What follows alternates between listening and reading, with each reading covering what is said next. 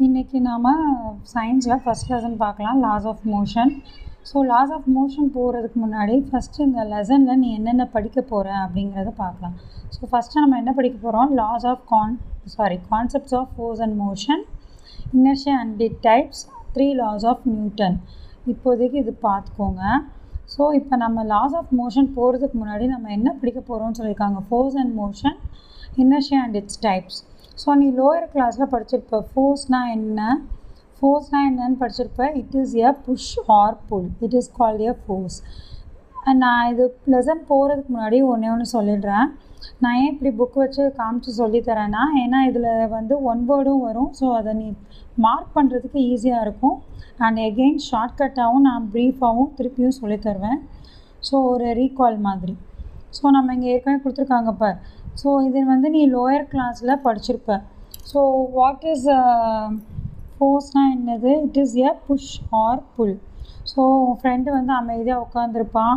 நீ வந்து என்னது ஸ்கூலில் அவனை பார்க்க வர ஆர்வத்தில் என்ன பண்ணுவேன், அவன் பக்கத்தில் போய் உட்காரேன்னு தள்ளி விட்டுருவேன், ஆர்வமாக போய் உட்கார்றேன்னு.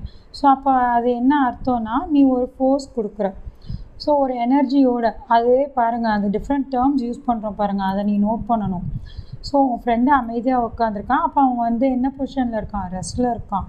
ஸோ நீ வந்து எப்படி ஒரு எந்தூசியாசைட்னா ஒரு எனர்ஜியோட ஒரு ஃபோர்ஸ் வந்து கொடுக்குற. ஸோ அந்த ஃபோர்ஸ் கொடுக்கறதுனால அவன் என்னது அமைதியாக இருந்தவன் கொஞ்சம் அவன் பொசிஷன்லேருந்து என்ன பண்ணுறான், ஆடுறான்.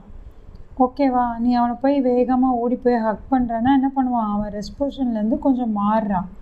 ஸோ ஒரு ஃபோர்ஸ் வந்து என்னென்ன எஃபெக்ட் கொடுக்கும், ஒரு ஃபோர்ஸ் வேணால் என்ன டெஃபினிஷன், அது என்னென்ன எஃபெக்ட் கொடுக்கும், அதை நம்ம எப்படி மெஷர் பண்ணலாம், அதுதான் நம்ம இந்த லாஸ் ஆஃப் மோஷனில் ஃபஸ்ட்டு பார்க்க போகிறோம்.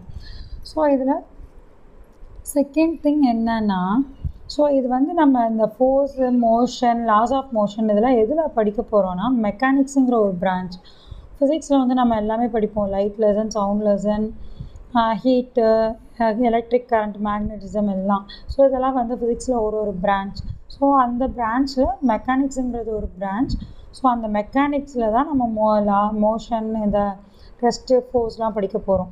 ஸோ இந்த மெக்கானிக்ஸ் 2 டைப்ஸாக பிரியுது. ஒன்று வந்து statics and another one is dynamics. So ஸ்டாட்டிக்ஸ்னால் என்னென்னா, it deals with the bodies which are at rest.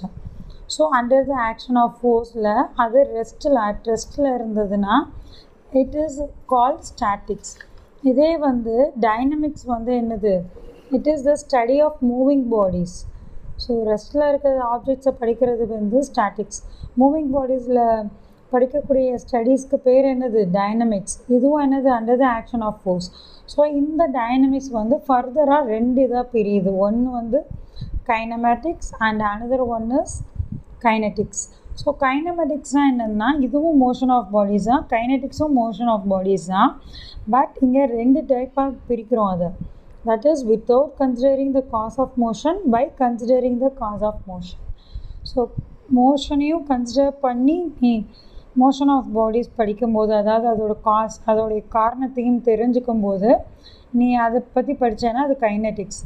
அது வந்து நீ எப்படி மூவ் பண்ணால் என்ன, எனக்கு மோஷன் ஆஃப் பாடிஸை மட்டும் நான் படிச்சுக்கிறேன், அதோட காஸ் வேணாம், அதோட காரணம் எனக்கு தேவையில்லைன்னா இட் இஸ் கைனமேட்டிக்ஸ். ஓகே, இப்போ ஃபோர்ஸ் அண்ட் மோஷன் பார்க்கலாம். இதில் 2 டெஃபினிஷன் கொடுத்துருப்பாங்க. One is natural motion, another one is violent motion. அந்த வேர்ட்லேயே இருக்குது பார், நேச்சுரல் மோஷன்.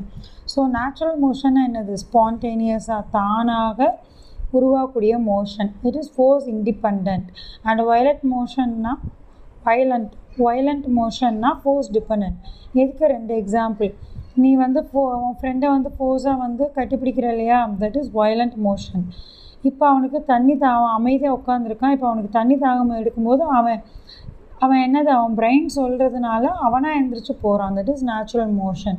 இது உனக்கு வந்து ஒரு எக்ஸாம்பிள் புரியணுங்கிறதுக்காண்டி தான் சொல்கிறேன். பட் இங்கே டெஃபினிஷன் எப்படி இருக்குன்னு பாருங்கள். தட் இஸ் யார் வந்து இதை ப்ரொப்போஸ் பண்ணாங்கன்னு பார்த்தோம்னா, அரிஸ்டாட்டில் தான் ப்ரொப்போஸ் பண்ணுறாரு. He stated that a moving body naturally comes to rest without any external influence. ஒரு நேச்சுரல் பாடி வந்து மூவ் பண்ணிட்டு இருக்க நேச்சுரல் பாடி வந்து comes to rest without any external influence of the force. அது வந்து என்னது, நேச்சுரல் மோஷன். இதே வந்து It is needed to make the bodies to move from their natural state and behave contrary to their natural state is called as violent motion, that is a push or pull. ஓகேவா? இதுக்கு example சொல்லியிருக்காங்க. 2 different mass bodies are dropped from a height. The heavier body falls faster than the lighter one. இதுக்கப்புறம் இந்த natural motion and violent மோஷனுக்கு அப்புறம் இதை நம்ம Galileo வந்து அரிஸ்டாட்டிலுக்கு அடுத்து வந்தவர் தான் கலீலியோ. அவர் வந்து இந்த இதெல்லாம் எக்ஸ்பெரிமெண்ட்லாம் பண்ணி நமக்கு நிறைய மோஷன்ஸ் பற்றியும், அந்த மோஷனில் இன்னொரு டேர்ம் இருக்குது. நம்ம இது வரைக்கும் நம்ம 2 டைப் தான் படிச்சிருப்போம், ரெஸ்ட் அண்ட் மோஷன். அதில் இன்னொரு டைப் இருக்குங்கிறத கலீலியோ வந்து ப்ரொப்போஸ் பண்ணுறாரு. அதுதான் இனர்ஷியா ஆஃப் பாடிஸ். ஸோ இனர்ஷியானா என்னன்னு பார்த்தோம்னா சிம்பிளாக ஒரே ஒரு வேர்டில் சொல்லலாம், that is a inability. Ability inability 2 type இருக்கும். அவங்களுக்கு அதோட டெஃபினேஷன் என்னன்னு தெரியும், மீனிங் என்னன்னு.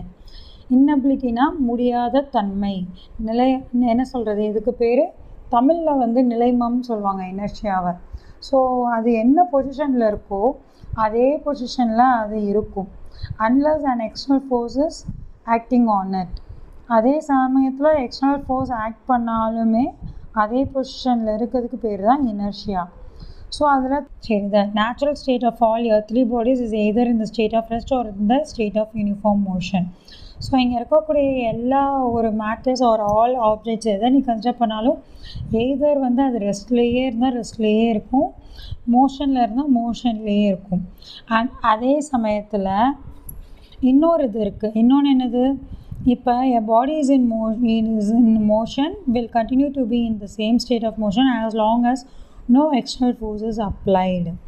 இப்போ ஃபார் எக்ஸாம்பிள் நம்ம கிளாக் வந்து மூவ் ஆகுதுன்னு வச்சுக்கோ, நீ எக்ஸ்டர்னல் ஃபோர்ஸ் அப்ளை பண்ணது வரைக்கும் அது என்ன ஆகும், மூவ் பண்ணிக்கிட்டே தான் இருக்கும்.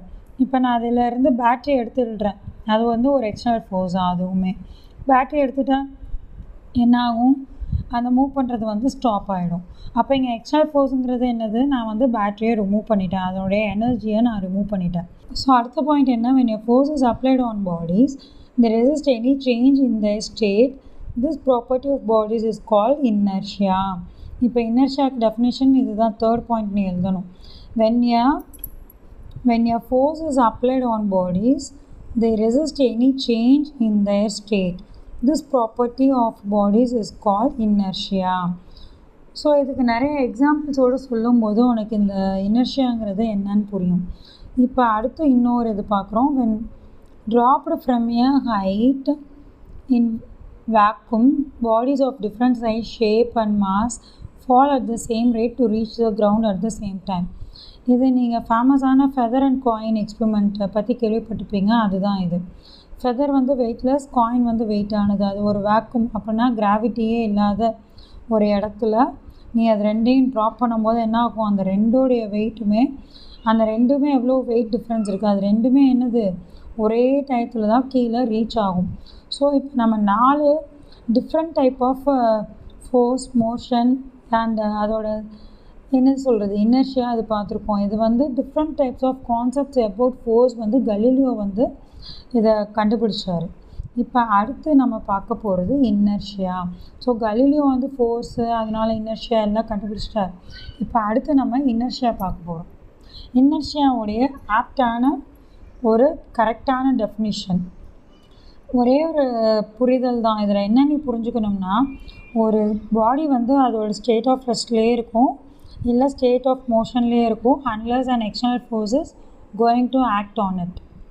புரியுதா? உன் ஃப்ரெண்டே நீ ஞாபகம் வச்சுக்கோ, நீ அவனை டிஸ்டர்ப் பண்ணாத வரைக்கும் அவன் அதே பொசிஷனில் தான் இருப்பான். இப்போ ஒரு ஃப்ரெண்டு வந்து ஓடிக்கிட்டே இருக்கான்னு நினச்சிக்கோ, நீ அவனை போய் அவன் குறுக்கால போய் நீ விழுகலைன்னா என்ன ஆகும், அவன் ஓடிக்கிட்டே தான் இருப்பான். சப்போஸ் நீ குறுக்கால போய் விழுந்துட்டா என்ன ஆகிடும், அவனோட மோஷன் வந்து அவனுடைய மூமெண்ட் வந்து என்ன ஆகிடும், டிஸ்டர்ப் ஆகிடும். ஓகேவா? ஸோ இந்த கான்செப்ட் புரியுதா? இப்போ ஸோ இந்த இனர்ஷியாவோட டெஃபினிஷன் அடுத்த கிளாஸில் பார்க்கலாம், அதோட டிஃப்ரெண்ட் டைப்ஸும் நம்ம அடுத்த கிளாஸில் பார்க்கலாம். தேங்க்யூ.